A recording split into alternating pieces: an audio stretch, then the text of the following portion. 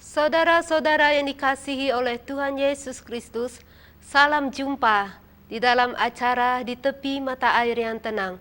Mengawali renungan kita, saya rindu untuk berdoa bersama saudara. Mari kita berdoa. Allah Bapa Sorgawi, di dalam Tuhan Yesus Kristus, kami bersyukur Tuhan karena Engkau Allah yang setia, karena Engkau gunung batu perlindungan kami, karena Engkau kota benteng kekuatan kami, karena Engkau yang melatih tangan-tangan kami untuk berperang dan jari-jari kami untuk bertempur, dan Engkau menjadikan kami amat lebih daripada pemenang. Kami memberikan kemuliaan bagi nama-Mu Bapa, di dalam Tuhan Yesus Kristus. Haleluya. Amin. Saudara yang dikasihi oleh Tuhan Yesus, kita akan membaca firman Tuhan di dalam Mazmur pasal 19 ayat yang ke-15.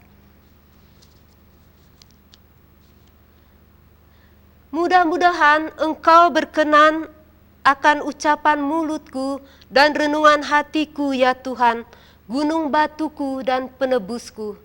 Puji nama Tuhan, saudara-saudara. Di dalam Mazmur ini, Raja Daud menulis tentang kebesaran dan kemuliaan Tuhan. Kalau saudara membaca dari ayat yang pertama, dia katakan bagaimana langit dan bumi menceritakan kebesaran dan kemuliaan daripada Tuhan. Saudara yang dikasihi oleh Tuhan, betapa kuasa Tuhan ditunjukkan di dalam ciptaannya. Daud menulis juga sifat ketuhanan yang diwahyukan dan diinspirasikan oleh firman Tuhan. Saudara yang dikasihi oleh Tuhan Yesus Kristus, Daud menutup mazmurnya dengan satu doa yang sangat terkenal.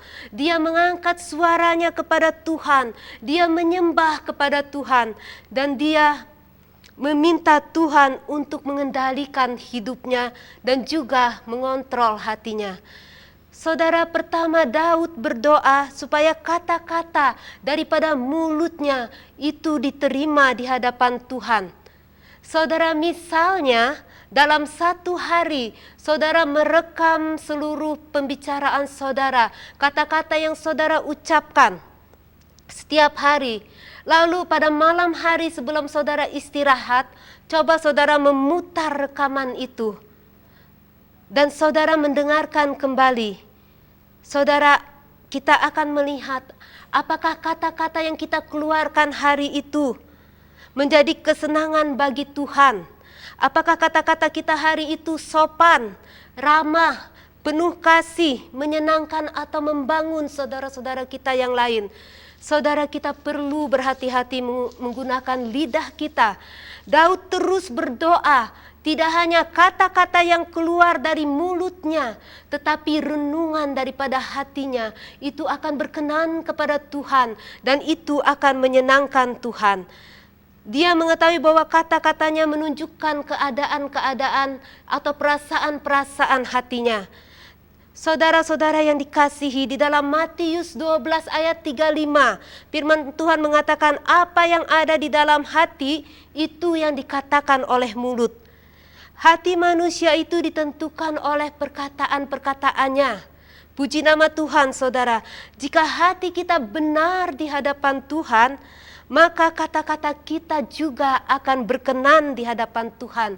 Dan percakapan kita akan menyenangkan hati Dia. Saudara yang dikasihi oleh Tuhan, Daud menulis hal ini karena dia selalu ada kerinduan untuk menyenangkan hati Tuhan. Dia berseru kepada Tuhan di dalam Mazmur pasal 139 ayat 23 dan 24. Dia katakan, "Selidikilah aku ya Tuhan, dan kenalah hatiku. Ujilah aku dan kenalah pikiran-pikiranku. Lihatlah apakah jalanku serong. Tuhan, tuntunlah aku berjalan di jalan yang kekal." Bagaimana percakapan kita pada hari ini? Apakah pikiran-pikiran kita menyenangkan hati Allah? Apakah renungan daripada hati kita itu akan berkenan kepada Tuhan? Kiranya doa kita pada hari ini supaya Tuhan memakai lidah kita, memakai mulut kita untuk memuliakan Dia. Nah, saudara-saudara, Ajakan firman Tuhan buat kita di dalam Ibrani pasal 13 ayat 15 dikatakan oleh firman Tuhan, marilah kita oleh Dia senantiasa mempersembahkan korban syukur kepada Allah, yaitu ucapan bibir yang memuliakan namanya. Kita harus menggunakan lidah kita untuk memberi berkat buat orang lain, untuk menjadi berkat buat orang lain. Saudara yang dikasihi Tuhan, Yakobus berkata, dia adalah salah seorang murid dari Tuhan Yesus. Dia menulis di dalam buku Yakobus pasal 3, saudara bisa baca itu di rumah. Dikatakan, dengan lidah kita memuji Tuhan Bapa kita, dengan lidah kita mengutuk manusia yang diciptakan menurut rupa Allah. Dari mulut yang satu keluar berkat dan kutuk.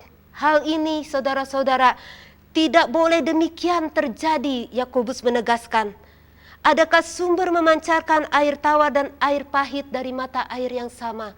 Saudara, kiranya hari ini menjadi doa kita supaya Roh Kudus yang Allah sudah memberikan kepada kita itu akan mengendalikan dan akan mengontrol hidup kita, sehingga dengan lidah kita memuliakan Tuhan dalam nama Yesus.